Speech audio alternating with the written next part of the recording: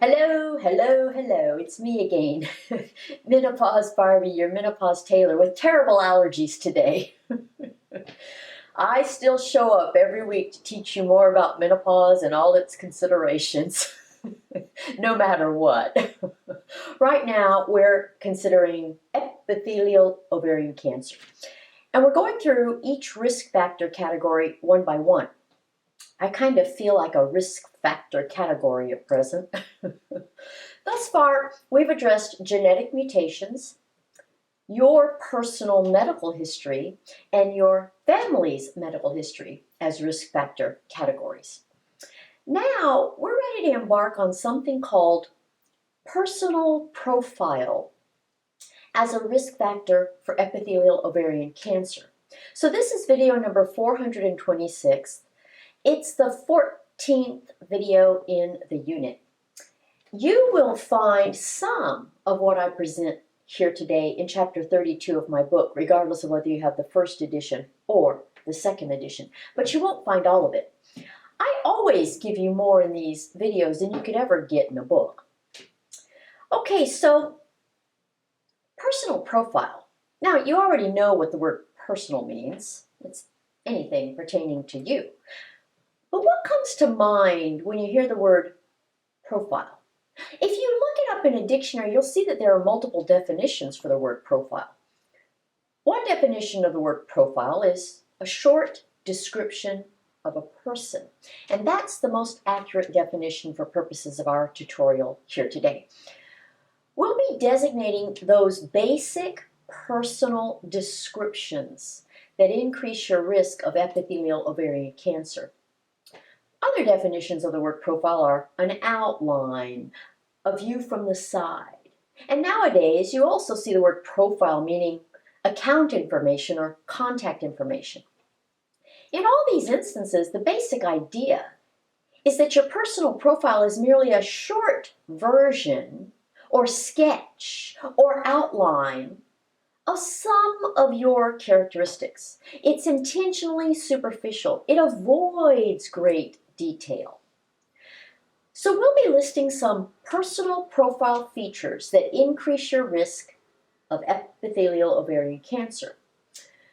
But unlike some of the definitions for personal profile, the personal profile characteristics that are risk factors for epithelial ovarian cancer are immutable. In other words, these are things you cannot change about yourself. They are not things you can modify. You're stuck with them. And that's why you need to know about their impact on your risk. There are 4 in all. Here's our big chart of risk factors.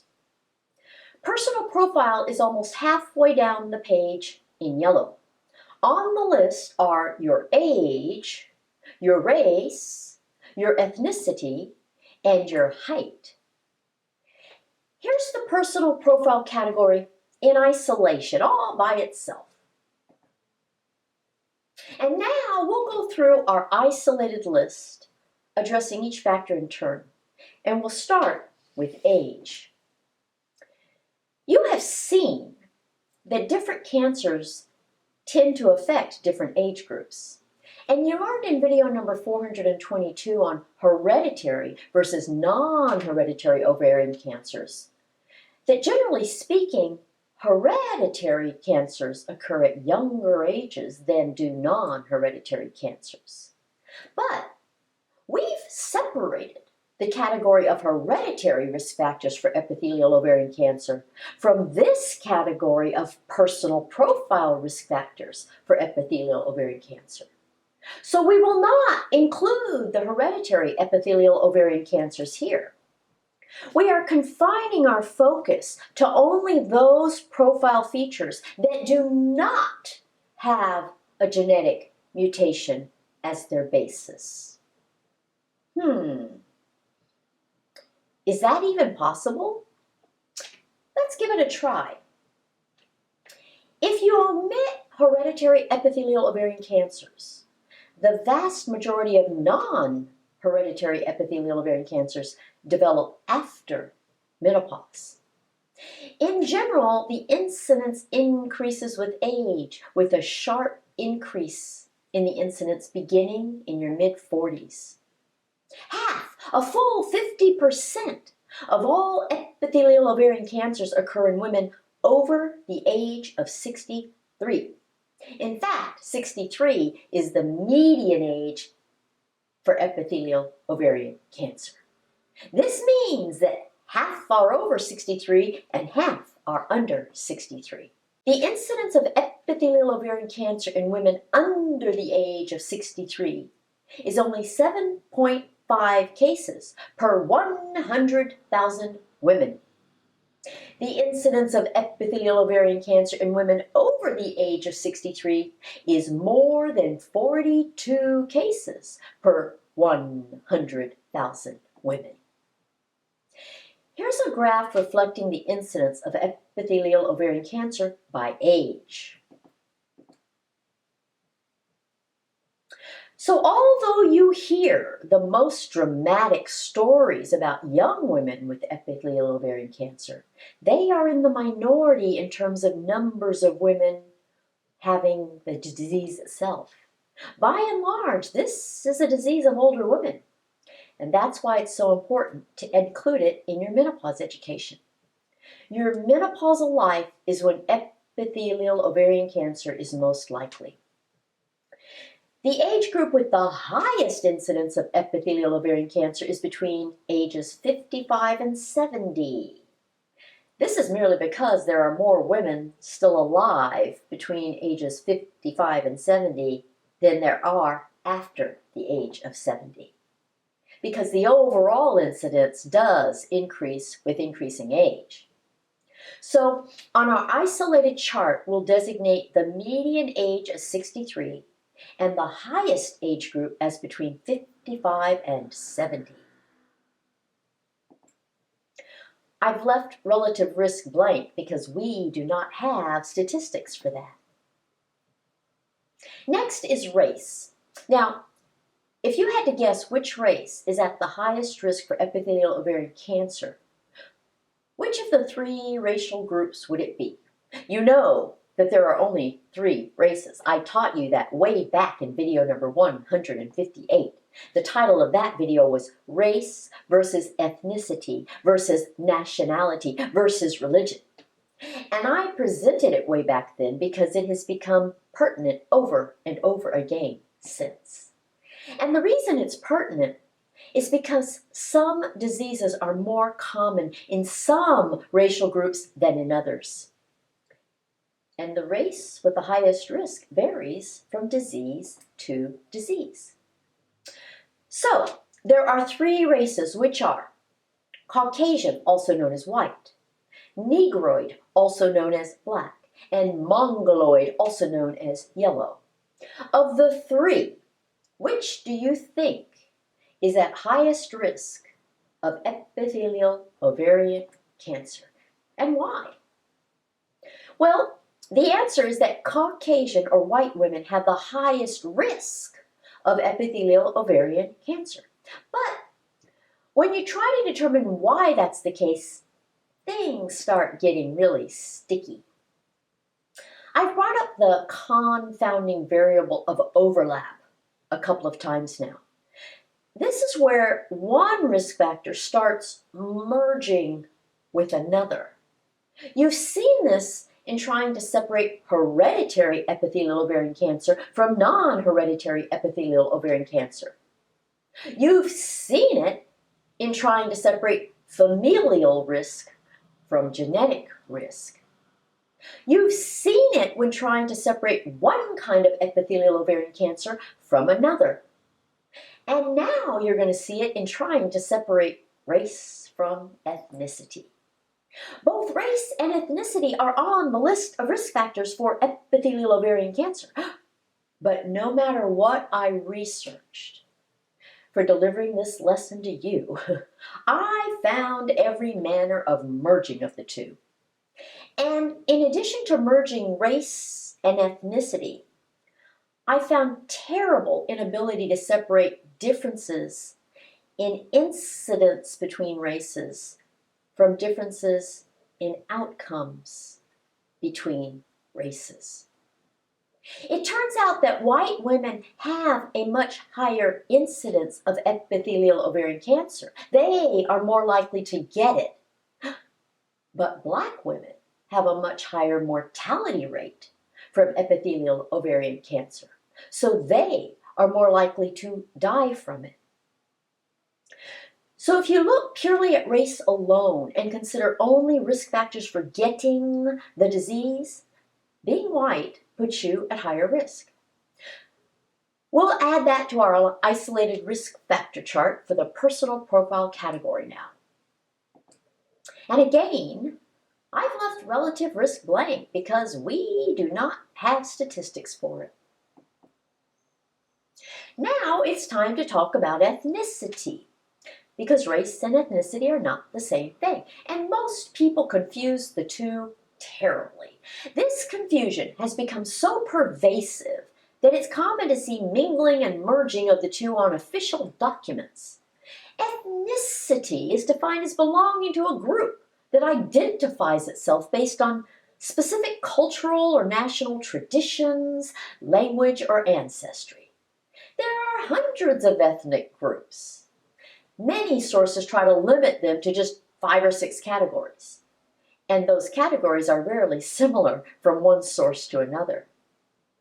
But when it comes to epithelial ovarian cancer, there is one particular ethnic group that is definitely at higher risk than other ethnic groups. Do you know which one it is? It's the Ashkenazi Jewish ethnicity. The risk of epithelial ovarian cancer is much higher in women of Ashkenazi Jewish ancestry than in non-Ashkenazi Jewish women. Many people also confuse ethnicity with religion. This is especially true with Judaism. There are really 2 different kinds of Judaism: cultural Judaism and religious Judaism. Risk for epithelial ovarian cancer is a matter of cultural Ashkenazi Judaism. It has nothing to do with religion. If your ancestry is Ashkenazi Jewish, your risk of epithelial ovarian cancer is higher than the average risk of 1.4% in the general population. For women of Ashkenazi Jewish ancestry, the increased risk is due to a higher prevalence of the BRCA1 and BRCA2 genetic mutations. In the general non-Ashkenazi population of women, 1 in 400 women have a BRCA1 or BRCA2 mutation. This means that 1 out of 400 women carries one of these 2 mutations. But in women of Ashkenazi Jewish ancestry, that statistic is 1 in 40 women, which means that 1 in 40 Ashkenazi Jewish women carries one of these 2 mutations. That's 10 times the prevalence in the non-Ashkenazi Jewish population. So these women really need to know about their heightened risk. Of course, because their risk is due to a genetic mutation, you end up with overlap between hereditary and non-hereditary categories of risk factors again. Do you see how these loops of overlap are everywhere? This is what makes it so very difficult to separate out these risk factors or to know the actual percent contribution of each. Let's go ahead and add this to our isolated chart of risk factors. Notice that ethnicity is the first of the personal profile risk factors for which we have statistics for relative risk. But that's because the increased risk for ethnicity is really due to a genetic mutation. Everything we do or do not know about the risk factors for epithelial ovarian cancer really boils down to genetics. If a genetic mutation is at the root of the risk factor, we know a lot. If a genetic mutation is not at the root of the risk factor, we know only a little. Our final item in the personal profile category of risk factors is a bit odd. It's height. Now, if you had to guess whether taller women or shorter women are at higher risk of epithelial ovarian cancer, which would you expect it to be? As strange as it may seem, can you think of anything about your height that might influence your risk for this cancer? Well, some studies show that taller women are at higher risk of epithelial ovarian cancer than shorter women. You're used to seeing your body weight have an effect on your risk for cancers, as well as for other diseases. But height is not a common risk factor for cancers. Nevertheless, here it is. Well, it turns out that the taller you are, the greater your risk for epithelial ovarian cancer. For every 2-inch increase in height, your risk of epithelial ovarian cancer increases by 7%. Now, what could be behind this association? I'll give you a hint. What makes you grow? Food. So food is probably the real culprit, not your height per se. This is a risk factor that has been recognized recently. By recently, I mean since we became civilized and started living in cities rather than living in small villages and towns. And the thing that changed in terms of food at that time is this. Instead of individual families producing their own foods, we created a food industry. And the food industry became bigger and bigger along with our growing population. And in order to feed more people, the food industry started domesticating animals for food production. Farmers fed animals grains rather than plants. And farmers used growth hormone to make the animals bigger. So instead of eating wild animals, we began eating domesticated animals. Well, wild animals have a body fat content of about 4%, but domesticated animals have a body fat content of 25 to 30%. And that's because the flesh of domesticated farm animals contains very little of the good polyunsaturated fats compared to that of wild animals. Domesticated animals have loads of saturated fat instead. By eating domesticated animal flesh rather than non-domesticated animal flesh, we're getting loads of growth hormone and saturated fat. And all those growth hormones and extra fat that we now get in our food has contributed to an increase in height. It's likely that the taller you are, the more of the growth hormones and animal fat you've consumed. So this is how height plays a role in your risk of epithelial ovarian cancer. When you think about it from this perspective, there's a lot of overlap between height and weight. So here it is on our isolated chart. And as you can see, we actually have statistics for relative risk on this. So now our category of personal profile is complete. The personal profile factors that increase your risk of epithelial ovarian cancer are increasing age, white race, Ashkenazi Jewish ethnicity, and tall stature. I guess you could remember that by an alliterated mnemonic. Aged, Anglo, Ashkenazi, and altitude. Aged, Anglo, Ashkenazi, and altitude, all A's. The isolated chart is your summary, although I will add all these details to our big chart of risk factors rather than providing the isolated charts separately. I've been doing isolated charts for each thing just to teach you. And I hope you're seeing that even though we list these risk factors individually, most of the risk factors actually overlap with other risk factors. So come back in a week to see even more overlapping risk factors in the category of reproductive history as a risk factor for epithelial ovarian cancer. Between now and then, I'll answer your comments on YouTube, and I'll see you on social media, Facebook, Instagram, Stories, Twitter, TikTok. And be sure to subscribe before you leave class today. And I hope you schedule a consultation with me at menopausetailor.me. It will be one of the best things you ever do. I promise. Bye!